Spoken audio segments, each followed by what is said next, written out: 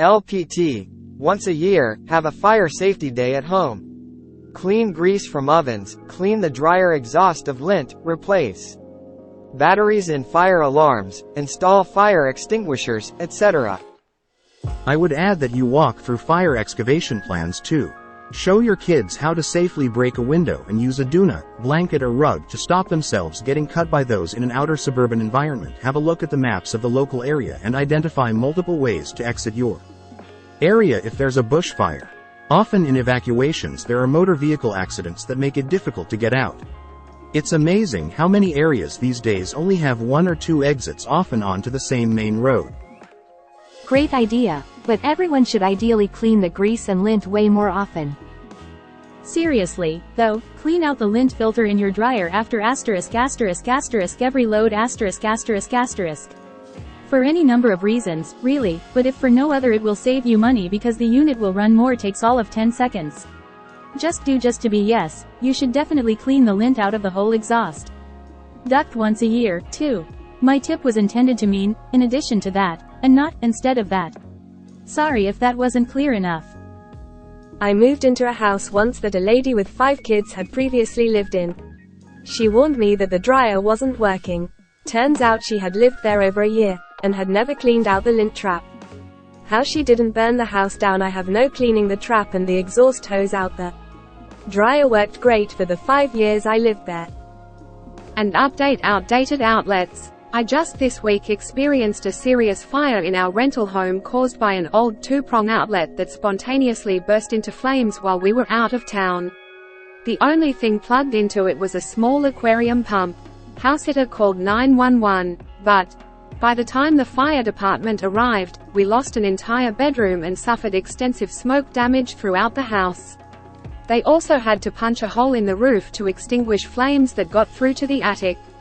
Repairs will take months, and we now have to move out and find a new place to live. I had never heard of this happening, and it could have been prevented with a simple replacement of the outlet. But my smoke detector batteries last way longer than a year. I still check them though. Hold the button down and scare the out of your pets, people. That isn't the filter Op is talking about. Dryers have another lint filter at the exhaust. Cleaning it once per year sounds fine. If you've never cleaned that one, you're up. Op is talking about cleaning the entire tube from behind the lint screen to the outdoors, not just the lint screen. But yes, obviously you should clean your lint trap after each load. Not true. Some lint gets around, through the filter and gets stuck in the tube between the lint screen and the outside, and also on the flaps that are at the end of the tube on the exterior of a house. That all needs to be cleaned too. Would also like to add to this, if it hasn't already been said, check electronics and devices for old lithium batteries and remove, discard. I had a friend his entire house burnt due to an old lithium battery exploding in his garage. I never even thought about the hose. Thanks for this. I always thought it was above my head experience. Have evacuation plans for your pets too. It's really simple. Just make sure the duct is seated well to the dryer, and the is tight so that it doesn't come off when it has pressure from the dryer running. It is especially important to do regularly if you have a long duct or lots of bends. They also make special vacuum attachments that help you get deeper inside. You can practice by setting off your fire alarm and calmly walking your pet out of the house. Moved in to look after my 91-year-old dryer was not working well. I checked the pull-out tray and first thought there was some kind of filter on the top side due to be full of so much compacted stuff, and was a really dark color at the 1/4 it out, and all was good. He meant lint from the exhaust, not from the lint trap. Your exhaust shouldn't have that much unless the trap sucks. A lot of you clearly need to clean your dryer vents if you read the title and assumed Op was talking about the lint trap. We bought a new, used, more advanced dryer from someone, and we thought it was just a bad dryer. Turns out it's so advanced it refused to get too hot because the sensor did not detect good airflow on the we cleaned the ducts. It filled an entire 2-gallon trash can. The clothes dried much faster. And the dryer allowed a hotter temperature for the clothes to dry on. How do so many people not know to clean the trap? Unless they grew up with coin laundry and never had to remove it? The exhaust filter is the one inside the dryer. There's generally no filter in the pipe itself. Cleaning the exhaust once a year, leaf blowers often work great, is good practice. Yeah, I'm confused what he means from clean grease from ovens. There shouldn't be much grease in an oven unless you do a ton of bacon in it. Definitely clean your oven more often than once a year if you use it. He means the vent hood? That area get neglected by a lot of people since you don't see it. Should be a regular maintenance thing for any house, similar to getting your HVAC. Had the HVAC people come over with a neat little camera they used to look up through the chute that goes out the front of our townhouse. They blew out enough lint to essentially make a double-sized comforter. Estimating that it hadn't been done in 10+ years and was a massive fire it done every year or two. It's not too expensive compared to the most common cause of preventable house fires. Old outlets don't just spontaneously burst into flames without an overloaded circuit. Water pumps is one of the most dangerous electrical items. It has large current spikes at start, stop, and it has high voltage very near water, which if there is an isolation breakdown can lead to overcurrent situation and dead fish. For these reasons it would be safer on a GFI circuit. This detects the energy escaping into the water and cuts power before the overload can touch the old wiring in the wall. Washing machines and dishwashers are the same risks because electricity plus water equals danger. Greater than fire excavation plans. Disconnect it from the dryer and stick an electric leaf blower inside. Your comment is exactly why certified electricians are legally required to do electrical work. The layman usually has no idea what they are talking about. I miss my ex. You were so close. Up above you is correct and your concern is correct.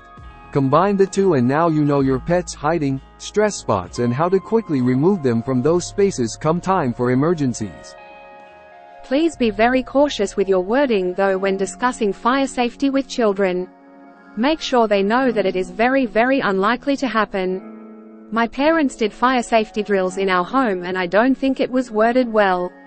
Combined with all the cartoon representation of house fires, I thought it was inevitable that our home would burn down one day. I have a huge fear of fire, even as an adult. Respect for fire is good, but fear is debilitating at times. This X100. I had a drone in closet storage for over a year. I had an inkling one day to get it out and start playing with it, when I noticed the battery had ballooned up to twice the normal size.